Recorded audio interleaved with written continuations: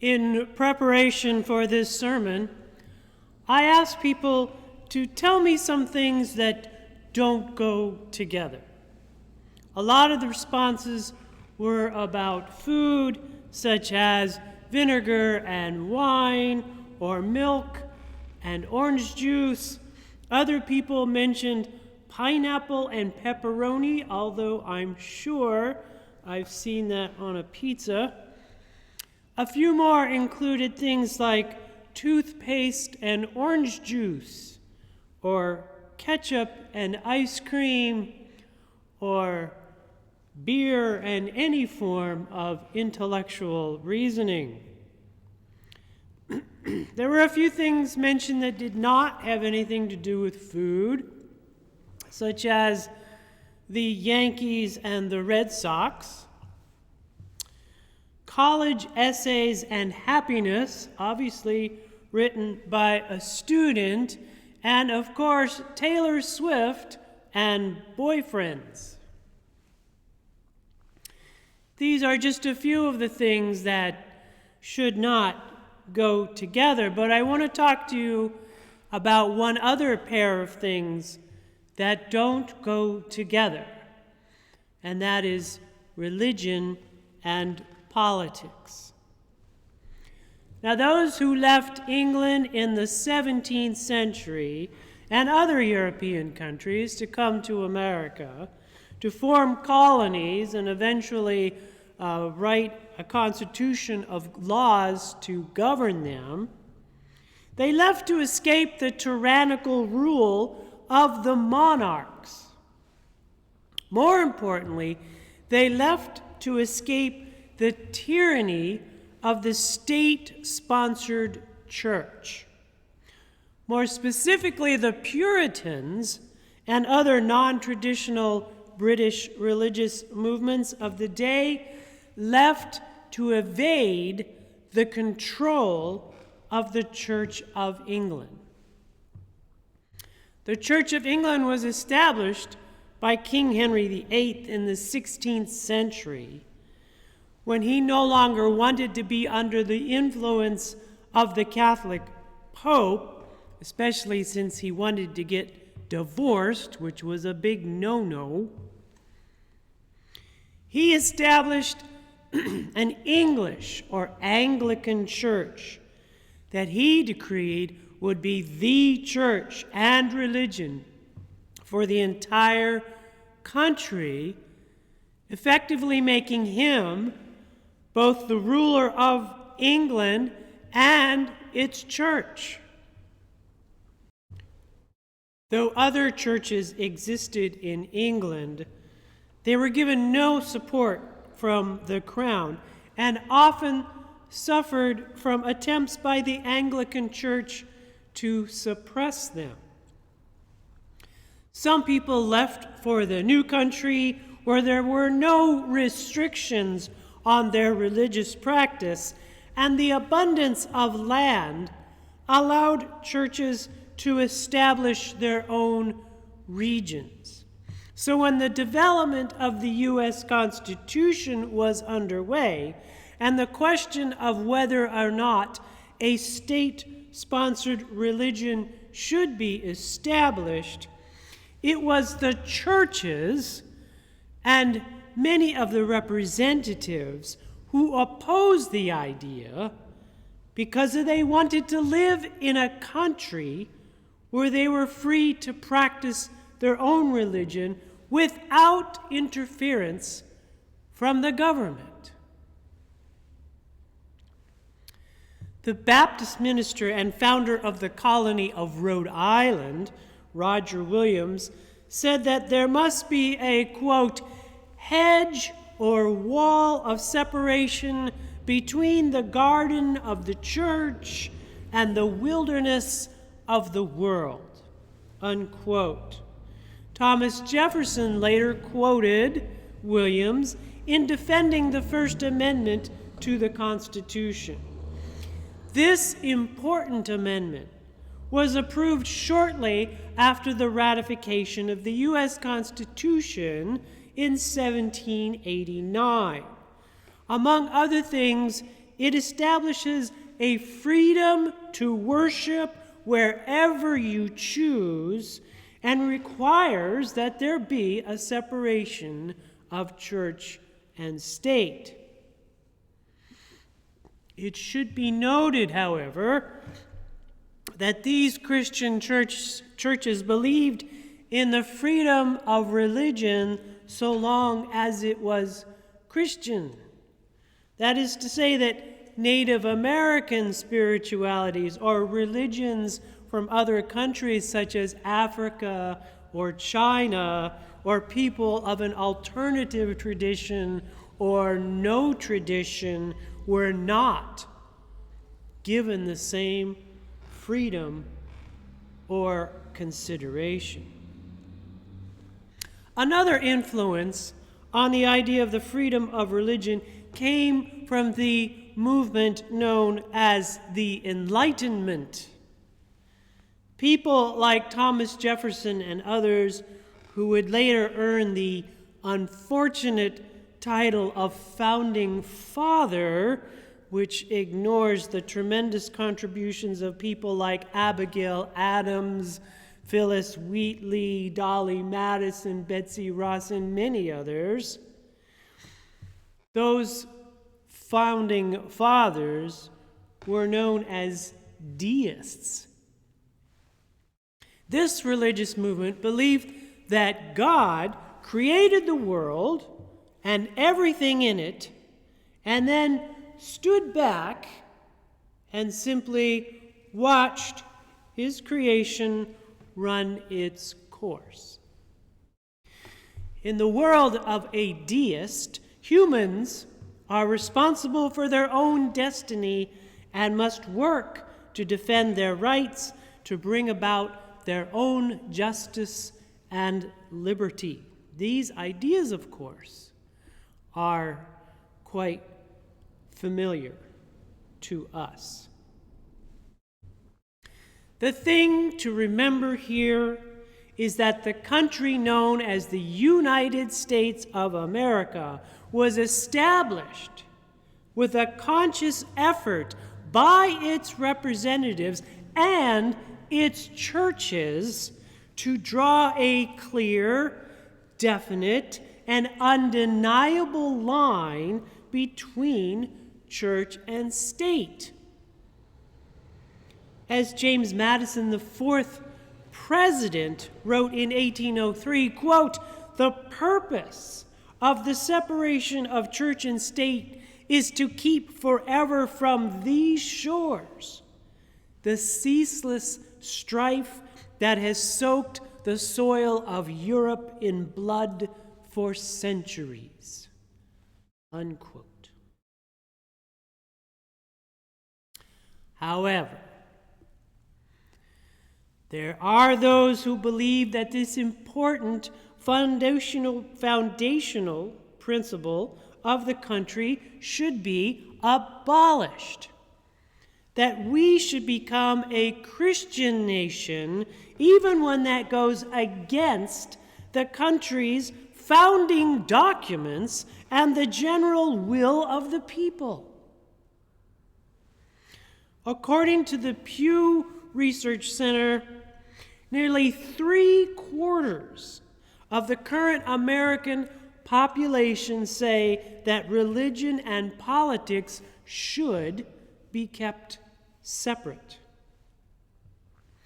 The problem is that our congresspeople do not actually represent the reality of the current state of the country. For example, although 65% of the United States identify as Christian, 88% of the Congress identifies the same way.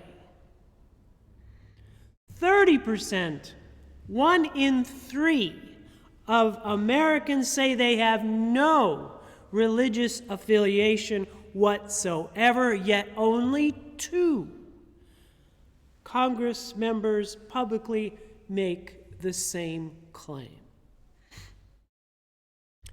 Some of this has to do with party membership, as 99% of people of one of our two main political parties identify as Christian.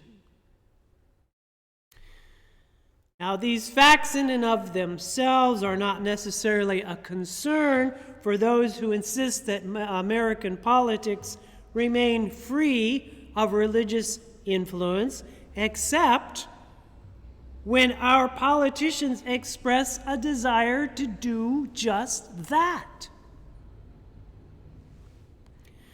Consider the words of one of many congressional representatives who said that we should, quote, take the lordship of Christ into the public realm and seek the obedience of our nation, unquote.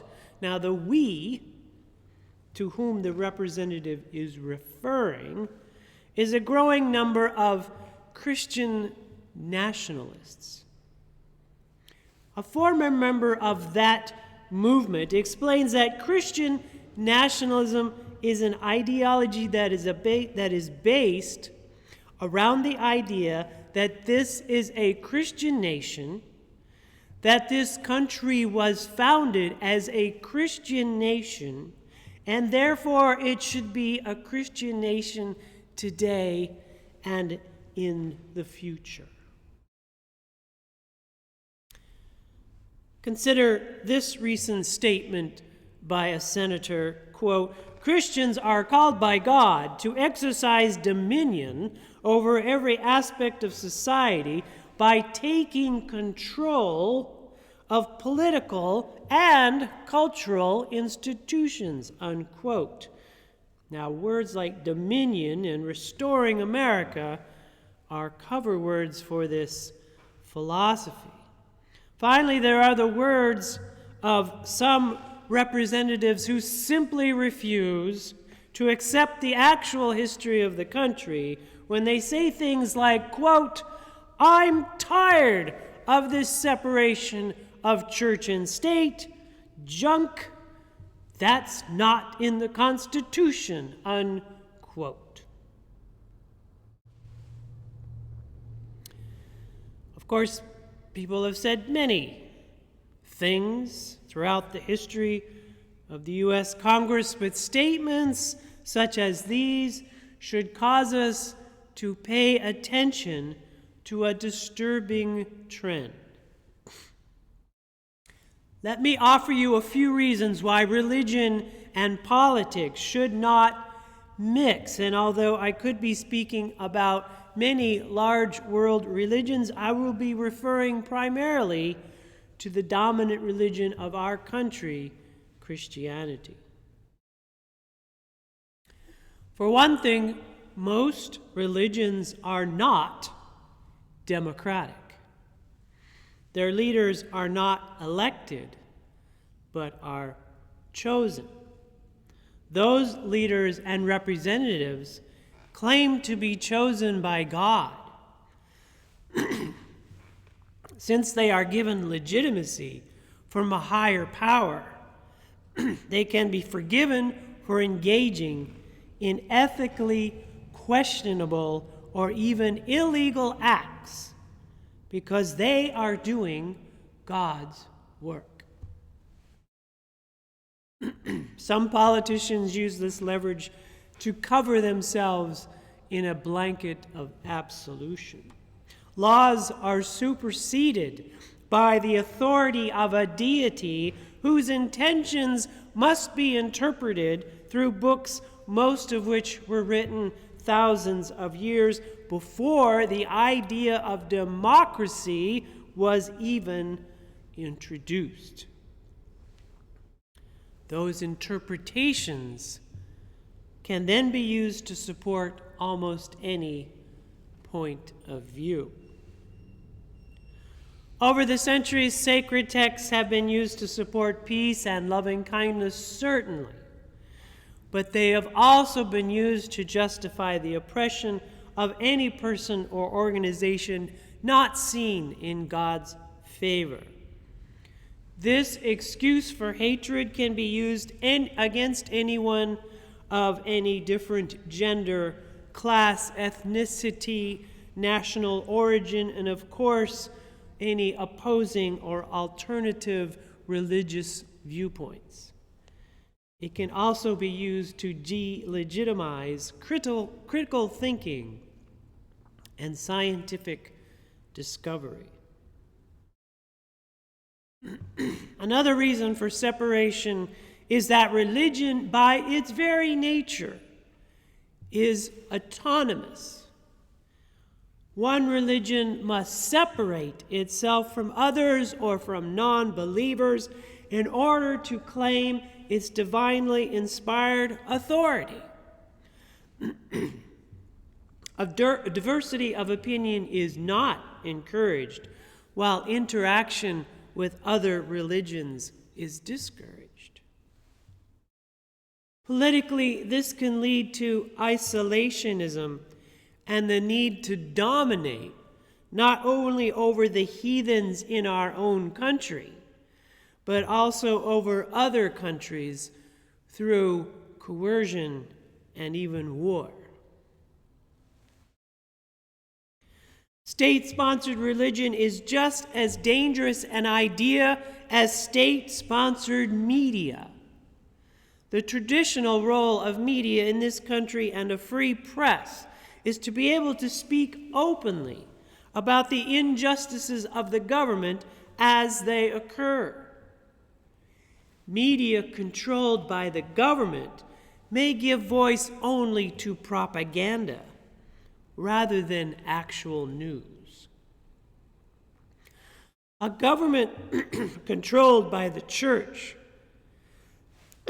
diminishes the traditional prophetic voice of the church. Religion can be the source of a calling to higher principles of human decency and compassion, but not if it's embroiled in the same power structure it should be monitoring.